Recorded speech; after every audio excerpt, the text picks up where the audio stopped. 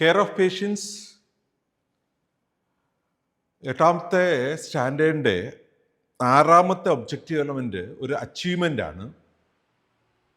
നമ്മൾ ഇനിയിപ്പോൾ അച്ചീവ്മെൻ്റ് എന്താണെന്നൊന്നും പറഞ്ഞു തരേണ്ട കാര്യമില്ലല്ലോ. സോ അത് നമ്മുടെ ഓർഗനൈസേഷനിൽ കൃത്യമായി ഇതൊരു റിട്ടേൺ ഡോക്യുമെൻറ്റിനെ കുറിച്ച് തന്നെയാണ് പറയുന്നത്. നമ്മുടെ ഓർഗനൈസേഷനിൽ ഉണ്ടാവേണ്ട ഒരു പ്രത്യേക കാര്യത്തെക്കുറിച്ചാണ്. ഈ ബ്ലഡ് ട്രാൻസ്ഫ്യൂഷൻ അല്ലെ ബ്ലഡ് കമ്പോണൻറ്റ് ട്രാൻസ്ഫ്യൂഷൻ ഒരു തരം മെഡിക്കേഷൻ ചെയ്യുന്നത് പോലൊക്കെ തന്നെയുള്ള കാര്യങ്ങളാണ്. എല്ലാ മെഡിസിനും എല്ലാവർക്കും സ്യൂട്ടബിൾ ആകില്ല എന്നതുപോലെ തന്നെ ബ്ലഡ് ട്രാൻസ്ഫ്യൂഷനും നമ്മൾ ക്രോസ് മാച്ച് ചെയ്തിട്ടുണ്ടെങ്കിലും സെയിം ഗ്രൂപ്പ് ആണെങ്കിലും ഒരാൾക്ക് ട്രാൻസ്ഫ്യൂഷൻ നടത്തി കഴിയുമ്പോൾ ഒരു അഡ്വേഴ്സ് റിയാക്ഷൻ ഉണ്ടാകാനുള്ള പോസിബിലിറ്റി ഉണ്ട്. ചിലപ്പോൾ ക്രോസ് മാച്ച് തന്നെ പ്രോപ്പർ ആയിക്കൊള്ളണമെന്നില്ല. ഇനി അതെല്ലാം കറക്റ്റ് ആയിരുന്നാലും എല്ലാ ടെസ്റ്റിങ്ങും എവറിത്തിങ് ഫൈൻ ആണെങ്കിലും ട്രാൻസ്ഫ്യൂഷൻ ടൈമിൽ ഒരു ട്രാൻസ്ഫ്യൂഷൻ പ്രോബ്ലം റിയാക്ഷൻ ഉണ്ടാകാനുള്ള സാധ്യതയുണ്ട്. അത്തരത്തിലുള്ള സാധ്യതകളെ പഠിച്ചിട്ട് അതിനെ നമ്മൾ വിളിക്കുന്ന പേരൊരു ഹീമോ വിജിലൻസ് പ്രോഗ്രാം എന്നൊക്കെയാണ്. അത് ഇന്ത്യയുടെ ഒരു ഡേറ്റാബേസ് തന്നെയുണ്ട് അത്തരത്തിൽ. സോ അത്തരത്തിലുണ്ടാകുന്ന ട്രാൻസ്ഫ്യൂഷൻ സമയത്തുള്ള അഡ്വേഴ്സ് റിയാക്ഷൻസിനെ കുറിച്ച് സ്റ്റഡി ചെയ്യുന്നതിന് നമുക്ക് ഇത് മോണിറ്റർ ചെയ്യുന്നതിന് ഒരു സംവിധാനം നമ്മുടെ ഓർഗനൈസേഷനിൽ ഉണ്ടാകണം. അതൊരു വ്യക്തിയെ ഉപയോഗിച്ചിട്ട് മോണിറ്റർ ചെയ്യാം, അനലൈസ് ചെയ്യിപ്പിക്കാം, അല്ലെങ്കിൽ നമുക്കതിനൊരു കമ്മിറ്റി ഉണ്ടാവണം.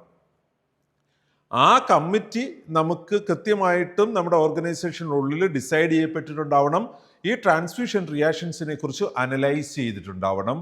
അങ്ങനെ എടുക്കുന്ന ആ അനലൈസ് ചെയ്തിട്ടുന്ന റിസൾട്ട് ഉപയോഗിച്ചുകൊണ്ട് നമുക്ക് കറക്റ്റീവ് ആൻഡ് പ്രിവെൻറ്റീവ് ആക്ഷൻസ് എടുക്കാൻ കഴിയണം. അത്തരത്തിൽ നമ്മളുടെ എടുത്ത കറക്റ്റീവ് പ്രിവെൻറ്റീവ് ആക്ഷൻസിനെ കുറിച്ചുള്ള ഒരു റെക്കോർഡ് നമ്മുടെ സ്ഥാപനം സൂക്ഷിക്കണം. അത് ഹീമോ വിജിലൻസ് പ്രോഗ്രാമിൻ്റെ പാർട്ടായിട്ട് നമ്മൾ ആ ഒരു ഡേറ്റാബേസിലേക്ക് ക്രിയേറ്റ് ചെയ്യണം. So COP 8F says that the organization shall ensure that post-transfusion form is collected, reaction if any identified, and are analyzed for preventive and corrective actions, and it should be documented. അപ്പോൾ ഒരു achievement ആണ്, നമുക്ക് ഫ്യൂച്ചറിൽ വളരെ ആവശ്യമുള്ളൊരു objective element ആണ്. നമുക്ക് ഇതൊരു വലിയ ഡേറ്റാബേസ് ക്രിയേറ്റ് ചെയ്യാൻ നമ്മുടെ രാജ്യത്തിൽ തന്നെ ഇത്തരത്തിലുണ്ടാകുന്ന ട്രാൻസ്ഫ്യൂഷൻ റിയാക്ഷൻസിനെ എങ്ങനെ കറക്റ്റീവ് ആൻഡ് പ്രിവെൻറ്റീവ് ആക്ഷൻസിൽ കൂടെ മാനേജ് ചെയ്യാൻ പറ്റും എന്നതിനെക്കുറിച്ച് നമുക്ക് ചിന്തിക്കാൻ ഒരു അവസരം തരുന്ന ഒബ്ജക്റ്റീവ് എലമെൻ്റ് ആണ് COP 8F.